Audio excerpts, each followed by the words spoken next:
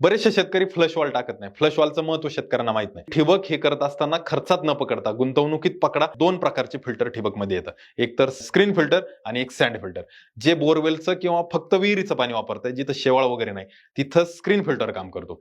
परंतु ज्यांना नदीचं पाणी किंवा कॅनॉलचं पाणी किंवा बाहेरून आलेलं पाणी जिथं शेवाळ किंवा बरीचशी रेती वगैरे येण्याची शक्यता आहे, त्यांना सँड फिल्टर बसवणंही फार महत्वाचं आहे. जो काही प्रेशर आल्यानंतर त्याच्यातून एअर वॉल असतो, तर तो आपल्या सिस्टीममध्ये असला पाहिजे. प्रत्येक वेळेला सिस्टीम चालू केली, मोटर चालू केली का तो एअर रिलीज झाला पाहिजे. तो एअर पाईपलाईनमध्ये किंवा लॅटरल पर्यंत गेला नाही पाहिजे.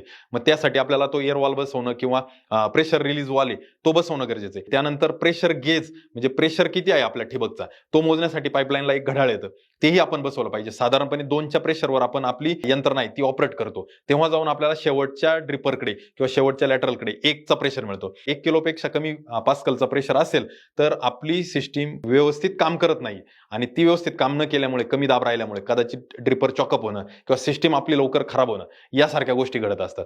म्हणून मी काय सांगितलं की ठिबक हे करत असताना खर्चात न पकडता गुंतवणुकीत पकडा आणि गुंतवणुकीचा फायदा घेण्यासाठी तिचं व्यवस्थित नियोजन, तिचं व्यवस्थापन आपण वेळच्यावेळी करा, ज्याचा फायदा आपल्याला पुढे जाऊन नक्की मिळेल आणि ही यंत्रणा आपण जास्त कालावधीसाठी वापरू शकतो.